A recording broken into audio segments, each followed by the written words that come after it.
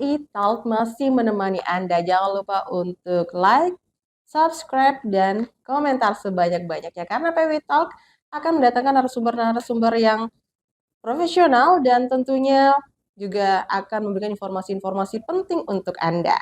Dan seperti hari ini, saya akan berbincang-bincang banyak tentang harga sembako untuk menjelang Ramadan, selama Ramadan, kemudian tentang UMKM yang ada di Kabupaten Sumeneb. Nah, perbincangan sangat menarik ini saya bersama Bapak Kepala Dinas Koperasi UMKM dan Perindustrian Perdagangan. Assalamualaikum Bapak Hainur Rasid. Waalaikumsalam Mbak Lita. Apa kabar Bapak? Alhamdulillah baik-baik sekali. Alhamdulillah baik, sehat ya Pak ya. Alhamdulillah, amin, Menuju amin. Ramadan. Amin. Yang banyak dikeluhkan oleh masyarakat menjelang Ramadan ini adalah harga sembako, Pak. Seperti apa yang ada di lapangan menurut pantauan Bapak sebagai Kepala Dinas? Iya, terima kasih. Alhamdulillah memang harga sembako ini mulai 1 bulan kemarin ada pergerakan untuk naik. Tapi itu pun kami melihat fenomenanya adalah salah satu faktornya karena faktor iklim ya secara eksternal, karena lebih kepada komoditas pangan. Kemarin yang kita lakukan adalah memang berpengaruh pada sedikit kenaikan inflasi. Nah, beras, begitu kami lakukan operasi pasar melalui koordinasi dengan Bulog, bersama-sama dengan Bulog, yang mana setiap minggu kita lakukan operasi pasar di beberapa pasar kecamatan itu 10 ton. Dan juga alhamdulillah kemarin melalui Dinas Pertanian ada panen raya beras yang sudah dilakukan. Nah, ini sangat berpengaruh dan berdampak hingga trennya turun. Sekarang alhamdulillah sudah turun dan stabil untuk harga beras. Nah, untuk kebutuhan yang lain ini yang mulai meningkat kayaknya juga cabai. Mudah-mudahan cabai juga hanya akan sesaat ya, sesaat karena musim penghujan. Diharapkan nanti pada saat musim panen, musim kemarau, harga akan kembali normal. Untuk menjelang Ramadan, memang biasanya setiap tahun ada sedikit pergerakan naik, tapi sampai saat ini masih relatif terjangkau. Untuk yang cabai, untuk telur, yang lain-lain relatif stabil harganya. Mungkin ada kenaikan, tapi tidak terlalu signifikan gitu ya Pak ya? Ada kenaikan tidak terlalu signifikan. Jadi kami berharap nanti terus berlanjut koordinasi kami dengan Bulog. Mudah-mudahan Bulog dalam waktu dekat akan ada operasi pasar lagi.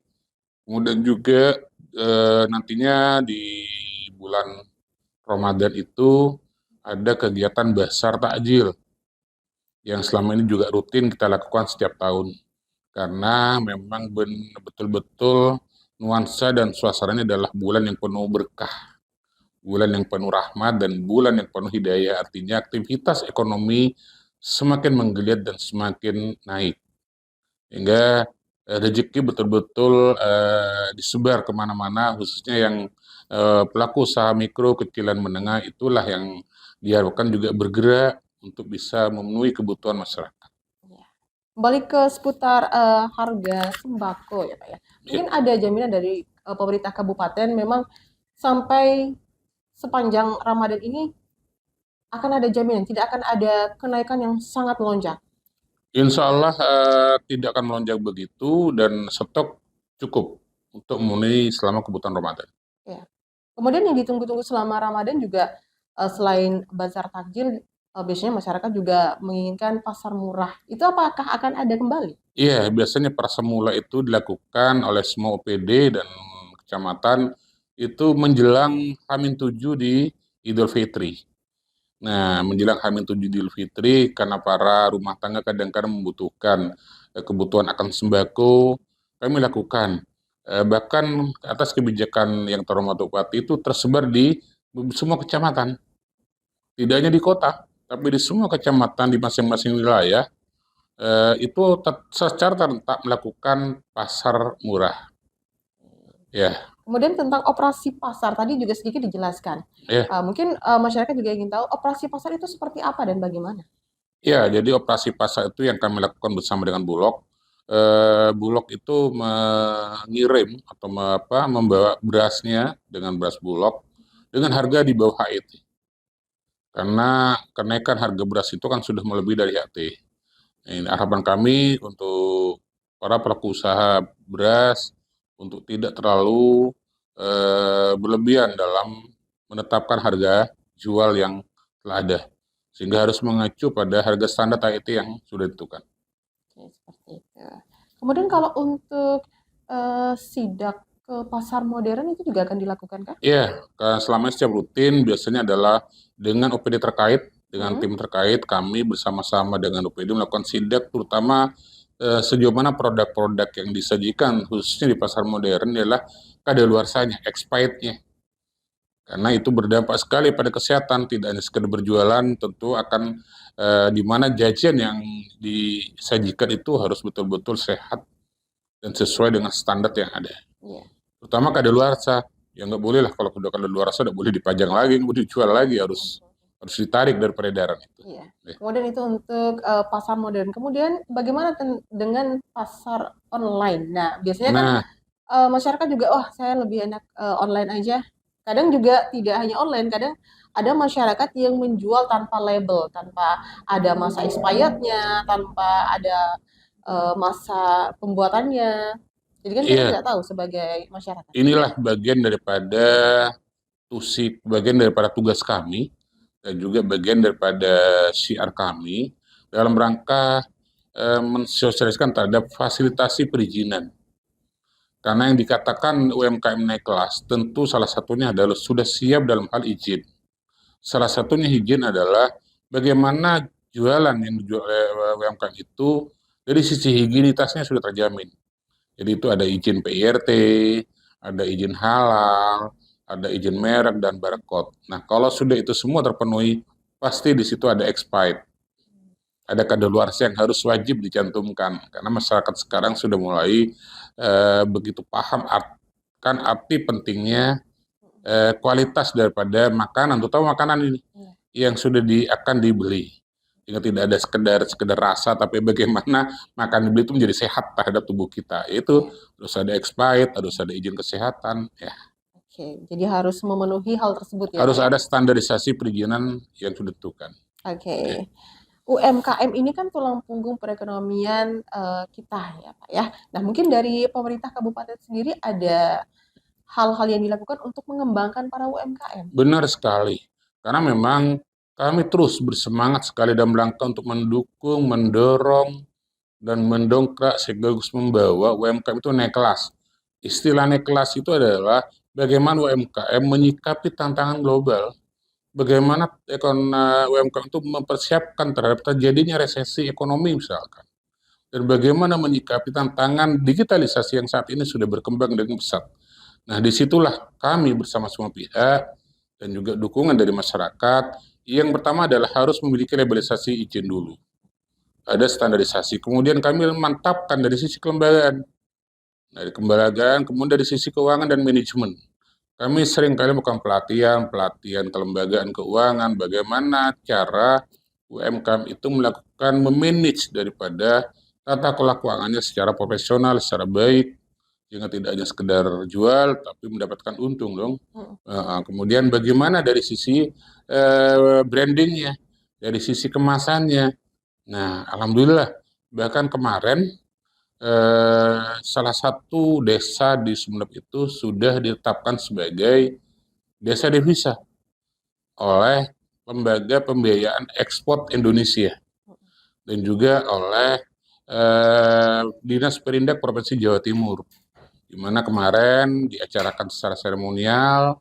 Alhamdulillah yang hadir adalah Kepala Bea Cukai Wilayah Madura, Jawa Timur, Kepala Badan Karantina Wilayah Madura, Jawa Timur, dan juga salah satu peneliti dari UNESA, Profesor Dr. Gunita, yang ahli kimia. Nah, inilah kenapa di Desa Batang Daya ditetapkan sebagai devisa, karena sudah pernah melakukan aktivitas ekspor, yaitu sargasum dan kelor. Oh gitu. Nah, di saat sudah ditetapkan, ada banyak hal yang harus dilakukan oleh lembaga pembiayaan tersebut.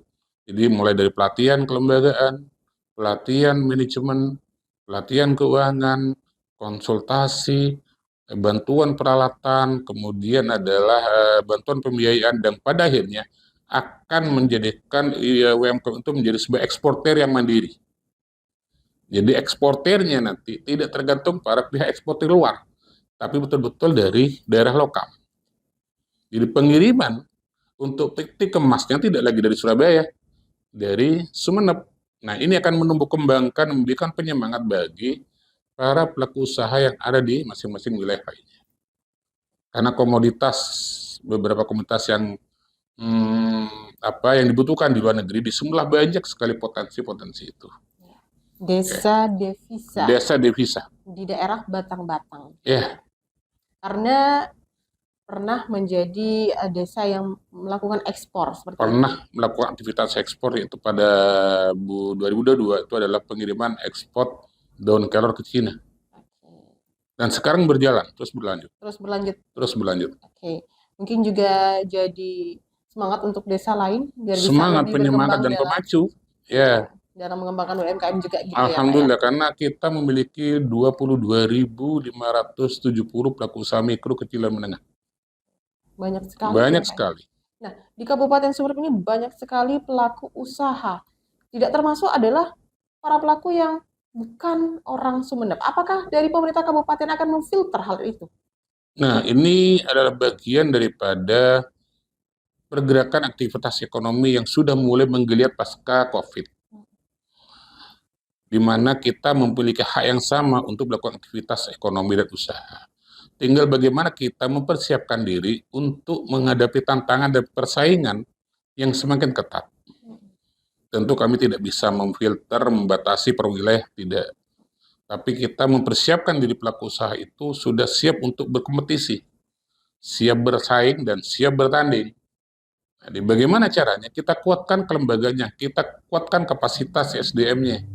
Tidak sekedar berjualan, tapi bagaimana berjualan itu menjadi berjualan yang enak, yang berkualitas, dan menjadikan kesan jualan itu menjadi kesan yang sangat baik bagi para pembeli. Berarti tidak ada pemetaan, tidak ada filter Nggak ada. siapa yang asli Kabupaten Sumeneb atau pendatang, tidak ada seperti itu ya, Pak ya. Tapi untuk pelatihan kami pastikan utamakan adalah para UMKM lokal. Oke, seperti itu. Jadi ada banyak hal yang sudah dilakukan oleh pemerintah kabupaten untuk Alhamdulillah. mengembangkan para pelaku usaha seperti itu ya, Pak ya. Iya, ini bagian daripada keinginan Yang Terhormat Bupati untuk mewujudkan visi misi beliau dalam hal penguatan sektor ekonomi. Iya. Kemudian tadi ada kegiatan tentang bazar takjil. Nah, Iya. tidak menutup kemungkinan ini adalah digandrungi oleh para pelaku yang sebelumnya tidak pernah berjualan, sekarang karena Ramadan mereka ikutan berjualan. Ini seperti apa, Pak? Iya, Tanggapannya dari pemerintah? karena ini adalah kami hanya sebagai fasilitator, kami sepenuhnya berikan kewenangan itu untuk yang mengelola adalah paguyuban. Jadi siapa saja monggo, asalkan tempatnya masih ada. Dan kami juga tidak hanya di pasar minggu, di pasar takjil, aktivitas untuk ini menjelang kedatangan para pendatang-pendatang dari luar kota yang lagi mudik dari luar kota, kami siapkan adalah pusat oleh-oleh Sumeneb. Nah, ini berdekatan antara pasar takjil dengan pusat oleh-oleh Sumeneb. Nah, disinilah kami siapkan seluruh makanan khas Sumeneb.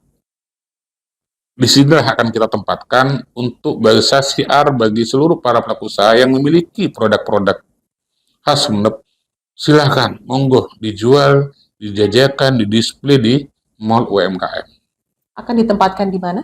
Mall UMKM sudah berjalan kan di depan museum itu? Iya. Uh-uh. Berarti lokasinya tetap seperti tahun kemarin. Iya. Jadi untuk para pelaku usaha untuk bazar takjil nanti juga adalah dominan produk lokal Sumeneb gitu ya, Pak ya? Iya.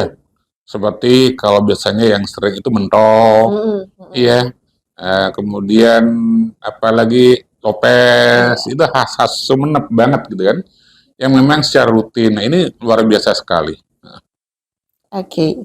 Kemudian Dinas Koperasi UMKM juga pastinya selain mengembangkan tentang UMKM juga pasti ada usaha untuk mengembangkan koperasi yang ada di Kabupaten Sumeneb. Benar sekali. Kalau boleh tahu ada berapa banyak koperasi yang ada di Kabupaten Sumeneb ini? Wah, kalau koperasi luar biasa banyak ya, karena dulu ada program satu desa satu koperasi, dan ada program dari Provinsi Jawa Timur. Namun saat ini memang kondisi koperasi seiring dengan perjalanan ada yang sehat dan tidak sehat. Nah, ini yang kami terus memotivasi agar, karena koperasi itu adalah bagian juga daripada aktivitas yang mendukung terhadap penguatan ekonomi masyarakat. Namun gerakannya secara berkelompok, secara corporate, secara grup. Nah, ini yang kita harapkan. Jadi tidak hanya sekedar paguyuban, dan tidak sekedar komunitas, dan tidak hanya sekedar personal. Harapannya nanti endingnya adalah membentuk sebuah komunitas yang dikemas dalam koperasi. Karena koperasi itu adalah dari dan untuk anggota. Nah, sehingga karena dari dan untuk anggota, di sini kami berharap kemandirian koperasi itu kita harapkan. Karena dengan koperasi bisa akan memperkuat, tidak hanya sekedar secara personal, dari secara kelembagaan. Nah, ini yang kami juga seringkali kalau diundang di dalam RAT, rapat anggota tahunan, yang menjadi salah satu indikator koperasi itu sehat, kami sampaikan di dalam forum itu. Ayo kita rubah mindsetnya, gerakan-gerakan koperasi itu tidak hanya pinjaman yang ditujukan kepada yang memenuhi kebutuhan untuk konsumtif, tapi utamakan, prioritaskan pinjaman yang bersifat produktif. Misalkan ada anggota koperasi yang aktivitasnya adalah pelaku usaha mikro yang jualan gorengan atau apa ya, ini yang kita utamakan agar bisa memperkuat aktivitas daripada usaha mereka. Ini yang kami utamakan dan kami lakukan di setiap event yang ada di koperasi. Jadi saling berkaitan antara pengembangan UMKM dengan geliat koperasi. Sangat berkaitan dan bahkan kami lakukan saling mendukung. Ya. Kemudian dari banyaknya, mungkin hampir ribuan gitu ya koperasi yang dari Kabupaten Sumeneb, apakah semuanya juga berjalan lancar atau ada yang aktif atau ada yang fiktif atau bagaimana? Ada yang aktif dan ada yang tidak aktif. Gitu. Kemudian apakah ada evaluasi ketika ada koperasi yang sudah tidak aktif kembali atau bagaimana? Ada. Dan alhamdulillah pada saat ini di APBD 2023 kami memiliki kegiatan yang berupa audit kesehatan koperasi. Nah, inilah sebagai database kami nantinya. Mana yang betul-betul sehat dan mana yang mungkin perlu kita sehatkan. Dan mana yang betul-betul sama sekali tidak aktif. Ya. Berarti tidak ada tinggal diam dari pemerintah kabupaten ya, alhamdulillah. Tetap untuk koperasi. Semua berkat dorongan, arahan dari Bapak yang terhormat Bupati dan Wakil Bupati. Oke. Kemudian untuk koperasi kembali ini, apakah ada pemetaan juga untuk koperasi UMKM, koperasi wanita, atau koperasi apa yang didahulukan untuk diberikan pengembangan atau evaluasi dari pemerintah kabupaten atau? Iya, bahkan kami punya aula, meskipun jelek, tapi secara rutin di aula kami itu ditempati pertemuan bulanan yang dilakukan oleh koperasi wanita. Koperasi wanita itu bergabung dalam sebuah forum koperasi wanita Kabupaten Sumeneb. Setiap bulan ada kompolan dari pertemuan. Bahkan juga pertemuan rutin bulanan pasar minggu yang sudah dibentuk koperasi juga menempati ruangan kami. Artinya ruangan kami betul-betul digunakan untuk para usaha UMKM, koperasi. Nah, kita petakan koperasi nelayan, koperasi KPRI pegawai, koperasi wanita syariah, ada koperasi wanita konvensional, banyak sekali jenis koperasi yang ada. Nah, kami lakukan pendekatan, bahkan di sini ada Dekopinda, Dewan Koperasi Daerah. Kami terus bersinergi dengan beliau-beliau itu. Seperti itu ya Pak ya. Jadi terus bagaimana memajukan perekonomian yang di Kabupaten Sumeneb, seperti itu intinya ya Pak ya? Iya, insya Allah. Sebelum menutup PWI Talk, mungkin ada closing statement yang ingin disampaikan kepada masyarakat? Iya, khusus untuk sembako di bulan Ramadan, insya Allah dan alhamdulillah kebutuhan akan sembako stok cukup, dan kami harapkan saling mendukung dan saling membantu, terutama pada masyarakat untuk tidak terlalu berlebihan dalam memenuhi kebutuhannya sembako sehingga semua akan mendapatkannya. Kemudian kami berharap terus bangkit dan terus bergerak bagi para pelaku UMKM yang nantinya diharapkan tingkat ekonomi masyarakat akan semakin kuat dan semakin mandiri. Di bawah arahan dan petunjuk pimpinan kita, terutama dalam pelayanan Bismillah melayani. Mantap, terima kasih.